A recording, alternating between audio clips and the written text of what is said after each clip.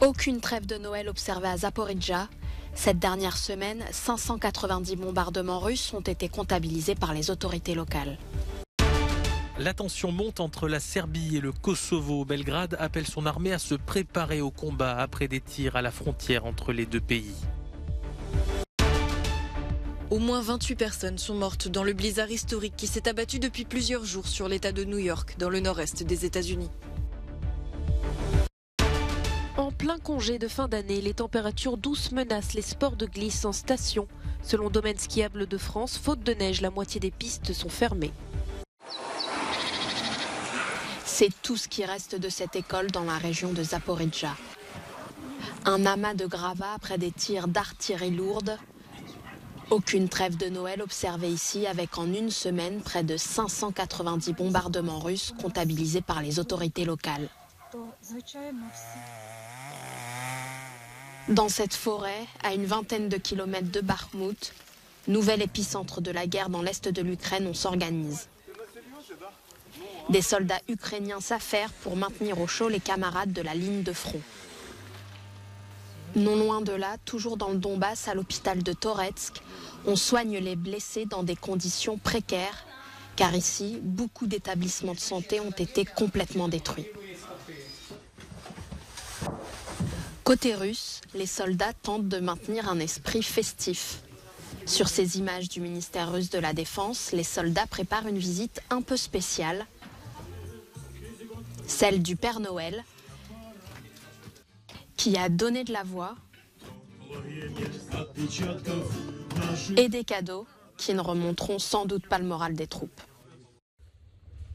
L'Ukraine souhaite un sommet pour la paix sous l'égide de l'ONU d'ici 2 mois.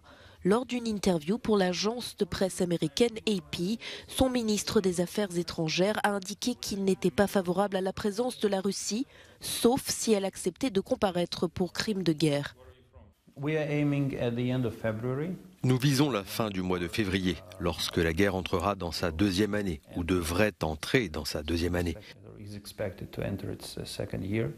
Nous pensons que le siège des Nations Unies pourrait être le meilleur endroit pour accueillir ce sommet, car il ne s'agit pas de faire une faveur à certains pays, il s'agit vraiment d'inclure tout le monde. Kiev soumet aussi toute négociation avec son belligérant à la récupération totale de son territoire, notamment la Crimée, annexée par Moscou en 2014. Nous ferons tout ce qui est en notre pouvoir pour que l'année prochaine soit une année de victoire ukrainienne. Et cette victoire implique la restauration complète de l'intégrité territoriale de l'Ukraine. Nous ne négocierons aucun centimètre carré de notre territoire. C'est au-delà des négociations. De son côté, Moscou maintient qu'elle ne suivra pas les conditions fixées par les autres et qu'elle ne lâchera pas les territoires qu'elle occupe. S'adressant à l'agence de presse russe TASS, Sergueï Lavrov a répondu que Kiev connaissait les propositions russes concernant la démilitarisation et la dénazification de l'Ukraine et que si elle ne s'y pliait pas, l'armée russe déciderait de la suite à donner. Après plus de 10 mois de guerre, la paix ne paraît pas se rapprocher. Kiev presse les Nations Unies d'écarter Moscou de son Conseil de sécurité. Le président russe a déclaré qu'il n'y aurait aucune limite de dépenses dans le cadre des efforts déployés pour atteindre les objectifs de la Russie en Ukraine, tandis que de récentes manœuvres au Bélarus ont fait craindre une nouvelle offensive par le nord. Depuis le 10 décembre, la minorité serbe du Kosovo érige des barrages paralysant la circulation entre les deux pays. Mais pour la première fois, c'est une ville de grande importance, Mitrovica, qui fait l'objet d'un blocage depuis lundi soir. Les Serbes protestent contre l'arrestation par les autorités de Pristina d'un ancien policier serbe. La tension est montée d'un cran le 25 décembre entre Belgrade et son ancienne province à majorité albanaise qui a proclamé son indépendance en 2008. Une indépendance que la Serbie refuse de reconnaître. Selon une vidéo diffusée par des médias serbes, des échanges de tirs ont eu lieu alors que les autorités kosovares tentaient de démanteler un barrage, information démentie par Pristina. Face à ces troubles, le président serbe Aleksandar Vučić a dépêché son chef des armées près de la ligne de démarcation et a ordonné aux militaires d'être au plus haut niveau de préparation au combat. Les forces de maintien de la paix de l'OTAN ont annoncé ouvrir une enquête sur ces tirs survenus à proximité d'une de leurs patrouilles. Le Kosovo a par ailleurs demandé à ses forces de l'OTAN de démanteler les barricades À défaut de quoi, les forces armées kosovares le feraient par la force. Le navire humanitaire Ocean Viking a secouru 113 personnes dans la nuit de lundi à mardi d'une embarcation pneumatique surchargée qui naviguait au milieu de la mer Méditerranée dans l'obscurité la plus totale. Selon l'association civile européenne derrière cette opération, parmi les rescapés figurent une vingtaine de femmes dont certaines enceintes, une trentaine de mineurs seuls et 3 bébés dont le plus jeune n'a que 3 semaines. Ce sauvetage est le premier de SOS Méditerranée depuis le bras de fer diplomatique entre Rome et Paris au sujet des 234 migrants sauvés en mer en novembre dernier. Avant de pouvoir exceptionnellement débarquer à Toulon, l'Ocean Viking avait erré durant 3 semaines à la recherche d'un port sûr.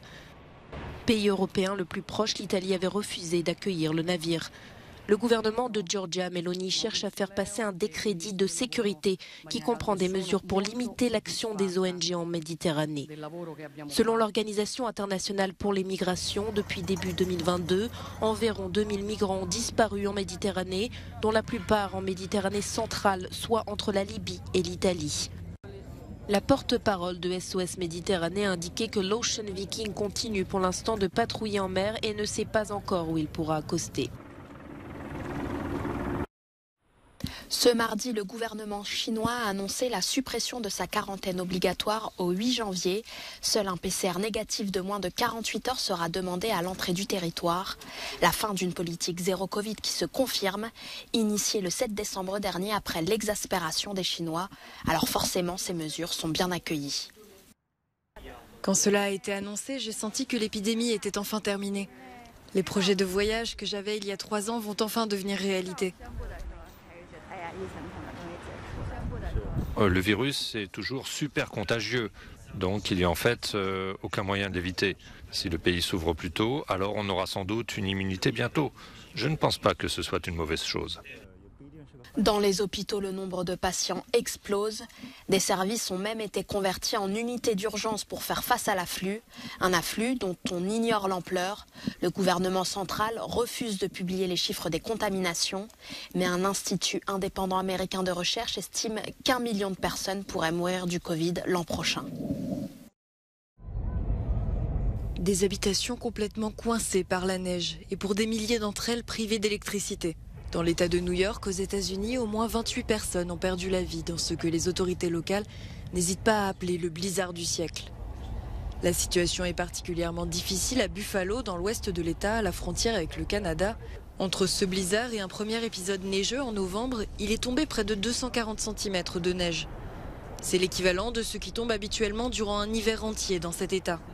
Les services météorologiques estiment que la tempête devrait perdre en intensité avec l'adoucissement des températures cette semaine. Mais pour la gouverneure de l'État de New York, il faut rester prudent. À tous ceux qui crient victoire et disent que tout est terminé, il est trop tôt pour affirmer que le pire est derrière nous. Il y a peut-être une accalmie et la situation n'est pas aussi grave qu'elle ne l'a été les derniers jours, mais sortir reste dangereux.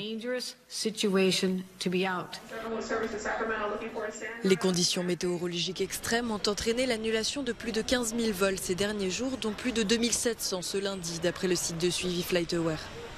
La plupart des aéroports importants du pays ont subi des annulations et des retards, non seulement dans le nord-est enneigé, mais aussi à Denver et même sur la côte ouest, à Las Vegas.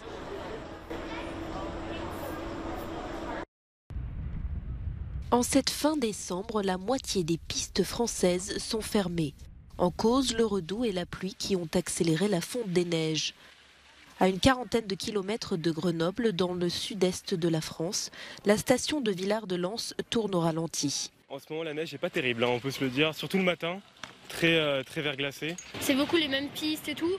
Parce que souvent on va dire ah bah j'ai fait celle-là donc on va aller sur une autre piste. Et bah là non, c'est tout le temps les mêmes. Avec seulement 30% du domaine skiable ouvert, cette station iséroise de moyenne montagne va devoir fermer ses portes en fin de semaine. Une inquiétude pour les saisonniers et surtout les moniteurs de ski. Pour nous qui sommes travailleurs indépendants, on n'a pas droit au chômage.